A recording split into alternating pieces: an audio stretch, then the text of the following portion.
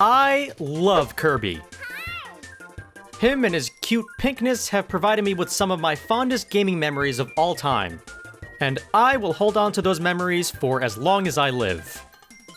But did you know that purple is the slightly superior color to pink? And you know who else is purple? Grimace! But since Grimace doesn't have any worthwhile games to cover, aside from the world-renowned gaming icon that is Grimace's birthday,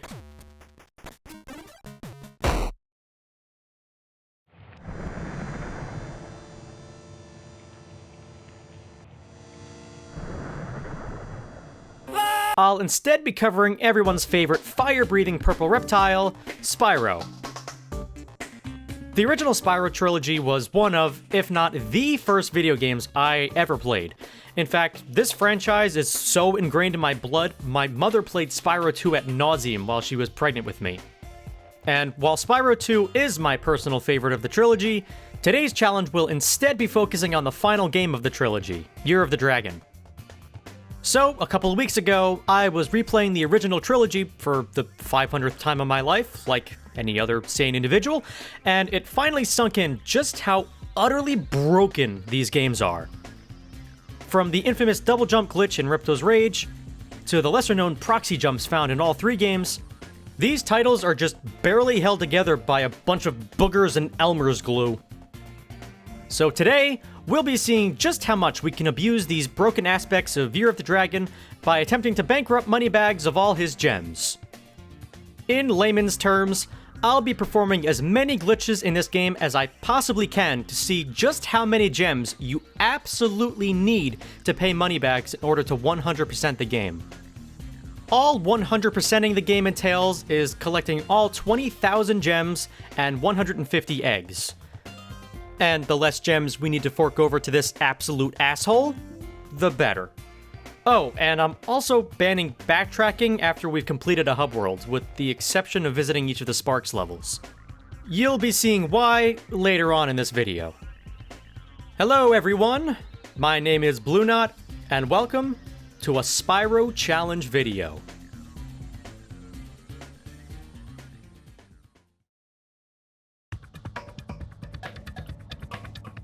We begin here in the first hub world, Sunrise Spring. All 4 hub worlds in this game can be very easily 100%ed without any issue, as the only time Moneybags appears in these levels is to paywall the 4 new side characters: Sheila, Sergeant Bird, Bentley, and Agent 9. We'll be visiting each of these characters' side levels first in each hub world for the most part. Speaking of which, how do we enter Sheila's Alp without paying Moneybags? She's obviously constrained in this cage, and of course, Moneybags is no help. Well, don't worry, Spyro. Sheila won't stay in jail forever. The sorceress is thinking about having her executed next Thursday. Jesus! Okay, well, we need to find a way in before Sheila becomes someone's dinner. Well, after collecting all the goodies inside Sunrise Spring, it's time to showcase our first glitch.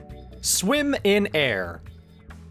Now, there are a couple of ways to activate this glitch inside Sunrise Spring. The first is to kind of dive into the very edge of this waterfall, which instantly puts you in the swim in air state. However, I could never pull this glitch off, as it is super precise. So, we use the other method, which has us activate the flying power-up as we're gliding through the gate. Then, with some altitude gained, we can fly out of the cave, head for this tree right here, and barely land on top of it. We then need to jump and glide onto this patch of grass up here, jump out of the map, immediately 180 ourselves so we face this pond, and at the right time, head bash. If timed correctly, you should be swimming in air. If you're too early though, you'll clip back in bounds and start swimming normally. Time it too late, and Spyro takes a death. But now that we are swimming in air and out of bounds, this means that we can enter Sheila's level. You see, even though the portal doesn't exist within the normally playable level, this doesn't mean the portal doesn't exist at all. Before Sheila is freed, the portal is temporarily stored directly below its intended spot. In fact, you can kinda see the outline of the portal right here. Swimming through it activates the loading zone, which lets us play Sheila's level just like normal. Within every side character's level, Moneybags never demands for any gems, so once we collect all the gems and eggs, we're good to head out without any problems. And, exiting the level looks a little off. So Sheila is free from her prison, but I guess Moneybags hasn't noticed yet, cause he still demands the ransom. That or he's just that desperate for some gems. What do you spend those gems on, Mr. Moneybags? With Sheila quote-unquote freed, this means all her side levels will be open in each course.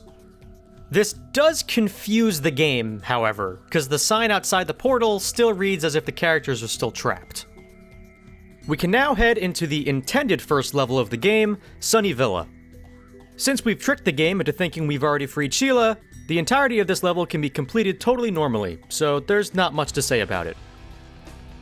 Before we leave though, I just wanted to give a shout out to this goofy-ass little cutscene right here.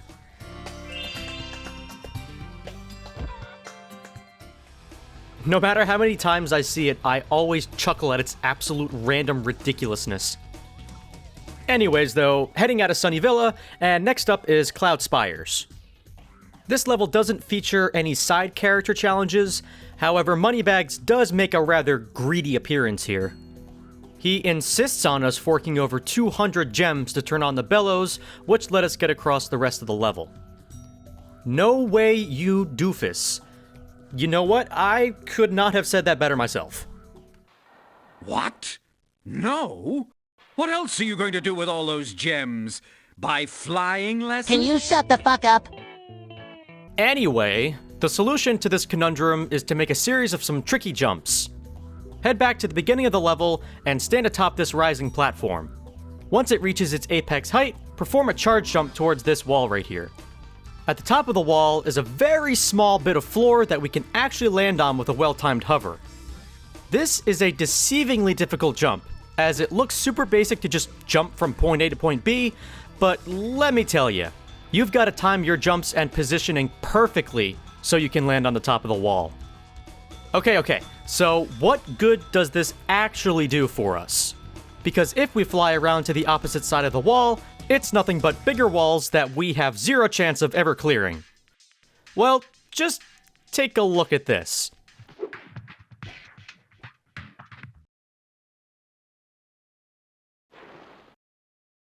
Huh? Alright, so what the hell happened here? So behind this wall right here is this minigame portal. The loading zone for this portal actually reaches past the wall, meaning Spyro can clip the loading zone, which tricks the game into thinking we entered the portal, thus bringing us into the minigame. After we get all the gems and stuff in here, we exit the minigame and find that we are at the end of the level. But we're not quite out of the woods just yet. But before we tackle the biggest hurdle of this level, we make another pit stop to play another minigame with these belfry ghosts. All easy peasy stuff. Okay, so the true problem lies right here. As we backtrack throughout the rest of the level that we skipped, we can see over this monstrous gap that there are some enemies and gems over there that still need collecting. And the only way up there is to use those platforms that Moneybags was supposed to activate. Huh. Well, as luck would have it, there just so happens to be a random bit of decorative geometry over to the left. From here, it's just a simple hop, skip, and a jump to the platform, and now we can collect the rest of the missing gems to fully beat Cloud Spires. And this goofy ass still wants us to pay 200 gems. Suck a hairy scrote, you penny-pinching pile of fish. On to Molten Crater, and this one's a bit of a doozy. Unlike Cloud Spires, the main portion of this level can be combed through without any blockades. However, we do have two obstacles to overcome. First, this Sergeant Bird portal.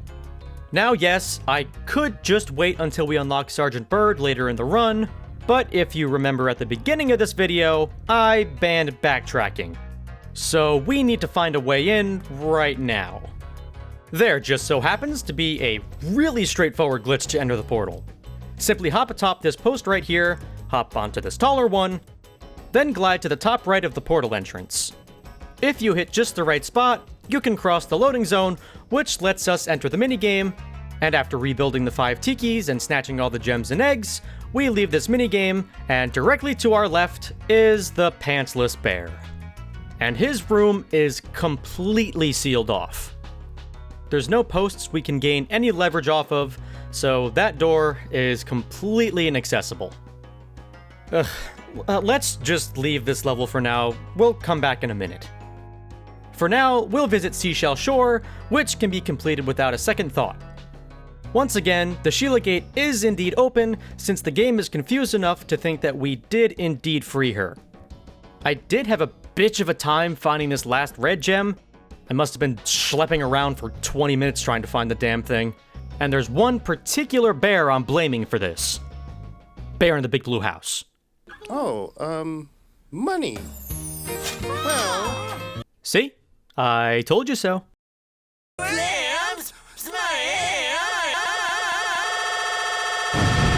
After I finally snatched the last red gem, Seashell Shore is checked off the list. And we visit the last level of Sunrise Spring, Mushroom Speedway. And, yeah, there's a Speedway level in each of the 4 hub worlds, and none of them ever feature Moneybags, so they can all be completed casually. Okay, so we still have unfinished business in Molten Crater. And I think I may have just found the solution, and the answer takes place the exact moment we spawn in.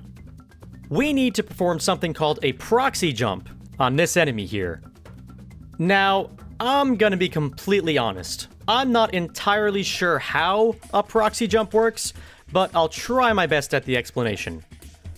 First, as soon as you gain control of Spyro, hold charge, and at this exact moment, jump while holding charge, double tap the X button rapidly to begin gliding, and finally, charge one last time. If all of this is timed perfectly, Spyro clips into the boar, and as a failsafe, the game tries to push Spyro out in case he becomes softlocked somewhere. In this scenario, however, it pushes Spyro upwards at great speed, causing an incredibly high jump, letting us glide through the out-of-bounds area, and landing straight inside the loading zone. I think I explained that correctly. If any of you Spyro aficionados can correct me if I explain something wrong, please let me know in the comments. Anyways, after nabbing the last of the goodies from Molten Crater, we are almost officially done with Sunrise Spring. We defeat Buzz without a thought in the brain, but we do need to backtrack, as after defeating a main boss, the previous hub world opens up a Sparks top-down shooter level. These levels never feature Moneybags, I just mentioned them to cover all my bases. But with that, we 100%ed Sunrise Spring, and we can now move on to Midday Gardens.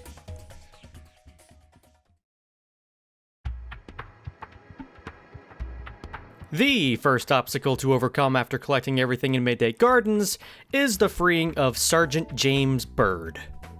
It took me an embarrassingly long time to realize that was a James Bond reference. But, yeah, how do we free this patriotic penguin? Well, you see, Sunrise Spring and Midday Garden both have one very major thing in common. They both have that sweet, succulent H2O. And much like Sunrise Spring, Midday Gardens also has multiple ways to enable the swim in air glitch. The first, and definitely easiest way, is to simply jump on top of this seemingly innocuous rock here, glide over to the taller one on the right, and for whatever reason, this rock here lacks any collision whatsoever, allowing us to clip right through. Steer yourself towards the stream of water, do a little head bashing action underneath, and just like before, we are indeed swimming in air. The other method is a lot harder to pull off, but is faster if you know what you're doing. Make your way to this body of water near where you spawn in. We'll be using this bridge to enable swim in air. Position yourself underneath the bridge like this, charge swim up towards the bridge at this exact angle, keep jumping out of the water to inch yourself closer to the wall, and at the right time, submerge. If done right, you should both clip out of bounds and be swimming in air. Yeah, this one takes some time to get, as a lot of the time, you'll just wind up clipping above the bridge back on the ground. And you'll need to set up the glitch all over again. so I recommend going with the first method. Side tangents aside, let's enter Sergeant Bird's base. Actually, unlike Sheila's portal, Sergeant Bird's portal cannot be seen underneath the level. It's just completely invisible. This was only a minor inconvenience though, because if you swim through this exact spot right here, we can make it in. We go through Colonel Avian's homeworld. It's one of the most boring and mundane Spyro levels in the trilogy, yada yada yada. And he's still caged? That's slightly concerning. When we freed Sheila last, she was noticeably absent from her cage after we completed her level. Let's just hope that's some sort of visual bug. Moving on over to Icy Peak, and we have yet another Moneybags dilemma. He guards this giant door to the Nancy ice skating minigame, and since this door is nestled in an alcove of sorts, it's gonna be pretty hard to break through. That's where my good friend, Ice, comes in clutch. Hot ice, dry ice, wet ice, icy hot. One of the main gimmicks here in Icy Peak is to break these giant ice monoliths to progress. However, this specific monolith is only used for some optional gems, so we can leave it unbroken for the time being. If you haven't figured it out already, we can use this ice block to do some shenanigans. First, we need to get on top of the ice. However, a regular jump doesn't cut it. For whatever reason, if we turn around 180 degrees, then jump and turn around at the same time, we gain just a bit more altitude than normal, which gives us just barely enough height to land on the ice. A quick jump to gain just a bit more height on the monolith lets us glide over to the top of this icy peak here. No pun intended. From there, make a sharp bend around this peak here, and you're home free. Just fall off the mountain and glide into the loading zone, and yet again, we've cheated Moneybags out of more Oh my god, what the hell was that? Yeah, so sometimes when you enter a portal from the wrong way around, the game sorta throws a massive fit. Luckily, this tantrum only happens about 1 out of 10 times, so it's not too annoying, I guess. After loading the minigame properly, we collect the last of the eggs, and head out of Icy Peak. Enchanted Towers can be fully completed casually, since Moneybags doesn't appear here, so let's move over to Spooky Swamp, which is actually somewhat unique. For this level's Moneybag skip, there are actually 2 methods to glitch past him. First, stand on the outskirts of this giant lamp, and with a well-timed and angled charge jump, you can fully clip through the trees, and in fact, I landed behind the loading zone for Sheila's minigame, even though it was already opened. But this does put us on the opposite side of the wall that Moneybags was guarding. The other method is, and I don't know how the developers oversaw this, you just glide from this point in the level into the prawn-infested waters, and damage boost up onto the solid ground. Yeah, this is probably the easiest glitch to perform in the entire frickin' game. But with that, Spooky Swamp is finished. After a quick pit stop at the Country Speedway, we visit the final main level of Midday Gardens, Bamboo Terrace. This level is always super forgettable to me. The theming is, I don't know, it's fine, I guess. It's just when I think Spyro the Dragon, my mind doesn't immediately dart to Panda Express. This level does feature a super easy swim and air glitch, so that's pretty neat. Yeah, that's really the only noteworthy thing to mention here. We use a swim and air to get into Bentley's minigame earlier than intended. Nice. Other than that, we collect everything in Chinatown and head into Spike's Arena, who is the second boss of the game, and objectively the hardest. Why Spyro Year of My Ballsack decided to do this is beyond me. Forget about him, though. I swiftly showed him who his daddy was, made a quick U-turn to beat the Midday Garden Sparks mission, and we are now officially halfway through Spyro 3 without having forked over a single gem to Moneybags. On to Evening Lake.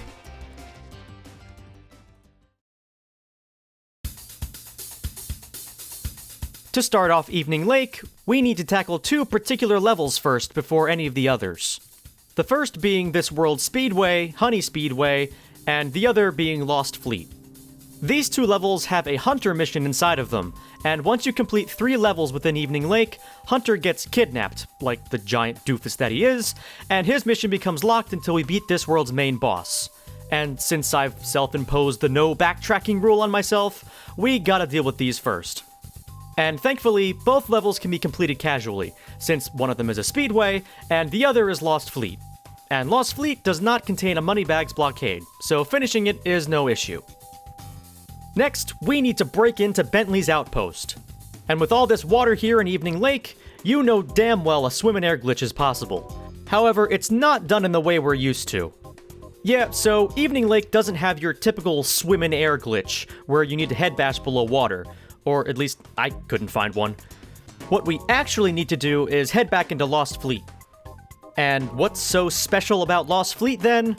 Well, this glitch I'm about to showcase can be performed in any level where there is either lava or burning acid that acts like lava.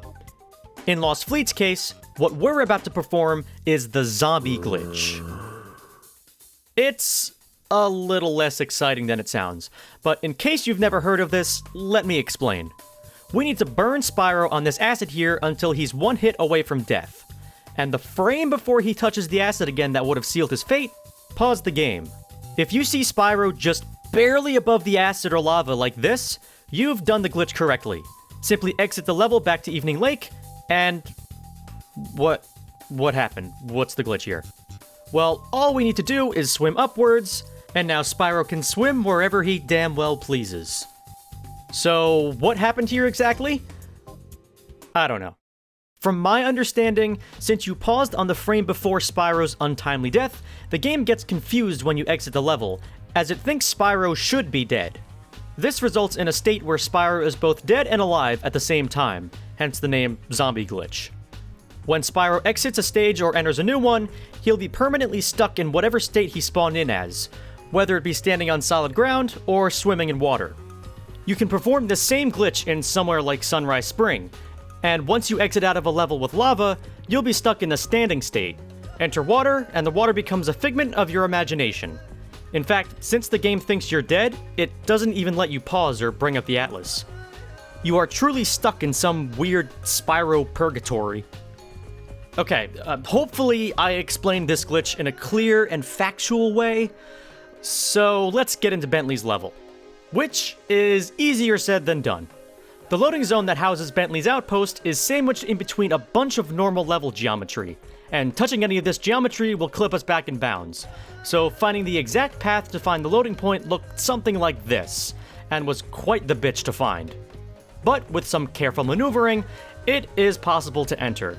And hey, Bentley's level is capitalism free, so we've got that going for us at least. Now that big boy Bentley is finally free, we can go to Frozen Altars, which houses the most infamous, hardest challenge in any Spyro game ever, the boxing minigame. And what do I have to say about this dreaded experience? It's not that bad, guys. All you need to do is hold down right on the analog stick at all times and keep spamming your big wind-up punch. If you get stuck in a corner, just reverse your direction for a second, then continue moving down right. He'll hit you a few times here and there, but you should always come out the victor with this method. There are far worse minigames coming up here in a minute. Before we call Frozen Altars quits, we have another Moneybags mystery to solve. And this skip is definitely more on the simpler side. All we gotta do is stand on this platform near the end of the level, position Spyro like so, and perform yet another well-timed charge jump to land on this ice block. Simply jump across the ice blocks like so, take flight out of bounds, and clip into the loading zone.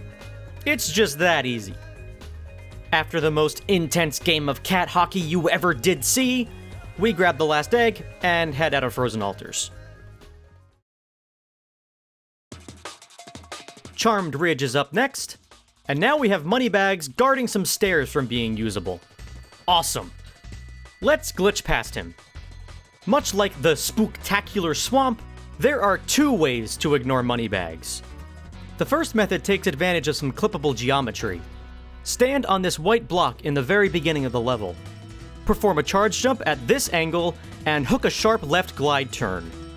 If you hit the right spot, you'll clip inside the wall and fly into a room with a flame power-up. Use the flame power-up to kill these 2 cats on the clip up ahead, and the stairs that were once edge-guarded by Moneybags are now permanently enabled. If you're not having luck with this method, lucky you, there's a second and much harder method. For this one, we need to stand right here next to this stone and make sort of a jackknife glide onto the side of it. And yeah, that's literally it. Just go through the cave, climb the ladder, and Moneybags is none the wiser. The only thing that makes this method harder is the jump onto the stony platform. It's actually really hard to pull off, as you need god-tier angling to land it. But anyway, the rest of Charmed Ridge can be completed casually. And the game is once again showing disapproval with the way I've been breaking it. When we go to read Sergeant Bird's sign, it's just a completely empty text box. This is because the devs never wrote any text here that would coincide with Sergeant Bird still being trapped, as in normal gameplay, he is required to be unlocked at this point. But other than that creepy, ominous, empty text box, we can move on to the final level of Evening Lake, Fireworks Factory. I am not a fan of Fireworks Factory. Yeah, I know, what a brave take to have on such a beloved level. In my opinion though, this level holds 2 of the worst minigames in the game. This dragon flying one where it's goddamn near impossible to hit them when they become super small. And, I hate this stupid Doom clone. The controls feel like someone poured melted butter all over my controller, then turned it upside down, then turned me upside down, then gave me a paper cut where the sun don't shine. And I've always hated the noise these guys make when you kill them.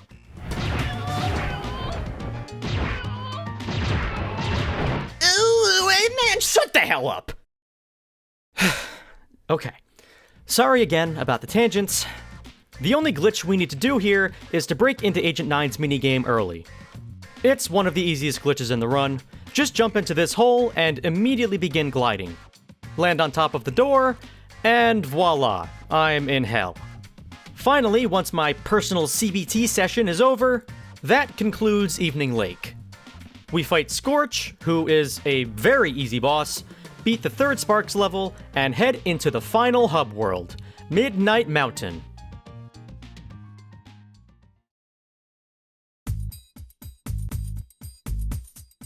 Alright, so right off the bat, we have ourselves a major issue here in Midnight Mountain.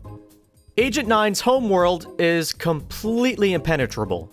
No matter where I looked on the internet, I could not find a way to glitch into Agent 9's level. So does this mean, after all the effort and trouble we've gone through to avoid Moneybags, that we finally need to pay the ransom? Well, like I said, there's no way to glitch into his level.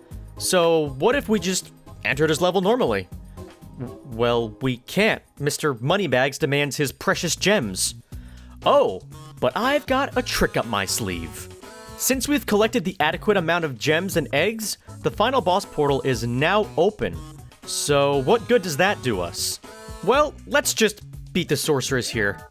Sit through the endgame, yada yada yada, return to Agent 9's lab, and holla frickin' luya, Moneybags has pissed off, leaving the portal wide open for us to enter. Okay, so side tangent number 532, but this is the reason I banned backtracking in the beginning.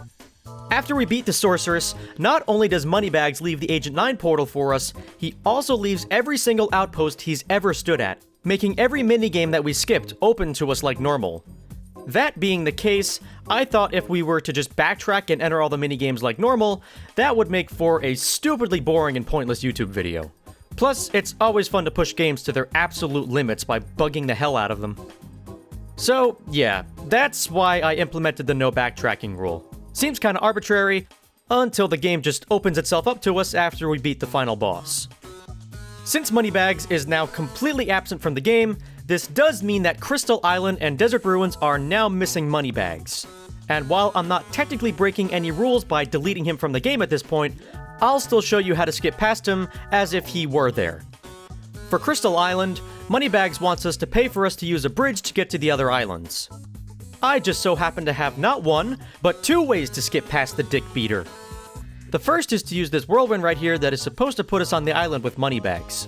Instead of following through with your trajectory, immediately hover out of your glide as soon as you gain control of Spyro. You need to land on this very narrow platform right below where you just hovered. Once you've got your bearings, hop to this patch of land with the big crystals on it. For some reason, the game lets you stand here, and with a simple charge glide, we can make it to the other islands, completely bypassing Moneybags. And, if you can believe it, the second method is not only easier, not only is it a swim and air glitch, but it's probably the easiest swim and air glitch in the entire franchise. You ready? Land in body of water. Go to edge of water. Dive into water. Swim in air. Yep, don't care what kind of useless jargon you're spewing out, I can just defy the laws of physics to ignore your ass. And ignore his ass, we do. As for Desert Ruins, Moneybags shows up around halfway through the level with a big yellow door blocking the way forward. While there's only one method I could find to skip him, it's incredibly easy nonetheless. Make your way back to the very beginning of the level and stand on this big hand statue. Line yourself up like so, and jump over the wall. Yep, you don't even need to glide or hover. Just a simple hop, and you've skipped the entire level. I will say the wall is kinda slippery, so you may fall off the first few tries, but it is super easy to get the hang of. And with that, all the other levels within Midnight Mountain do not feature Moneybags, meaning we can complete them all, enter the super bonus round, collect the remaining 5,000 gems, the final egg, and the last bit of sanity we have remaining. After all the trials and tribulations the game threw at us, we are indeed able to answer the question, can you 100% Spyro Year of the Dragon without ever paying Moneybags? Yes. Yes, we can. You know, before I conceived this challenge, I had no idea just how broken this game was. I knew that Ripto's Rage had the double jump glitch, which just completely busts the game in different ways, but no, this game still has countless glitches and skips that can absolutely annihilate the game. But, in a weird way, all these glitches just add extra charm. And you know what? I wouldn't have my Spyro games any other way. Hey, thanks for watching. So, yeah, it's been like 5 months since I've made a video. Don't really know what happened. Actually, I know exactly what happened. A big old case of writer's block. I had recorded a bunch of gameplay for various challenges and other types of videos. However, when I went to go write the scripts for these challenges, I was just shooting nothing but blanks, and I could never write down more than a few paragraphs without wanting to pull my teeth out. This challenge, however, hit me in a special spot. I have so much nostalgia for these 3 games, and I could play them exclusively for the rest of my life, so how I didn't think to make a challenge video on one of these games for so long is beyond me. But yeah, besides that, by the time you're watching this video, the Switch 2 will have been out for about 2 weeks or so, and mine should be here any day. That being said, I do plan on making a Mario Kart World Challenge video next, so be on the lookout for that. But that'll do it for today. I do hope you all enjoyed, and I'll see you guys next time.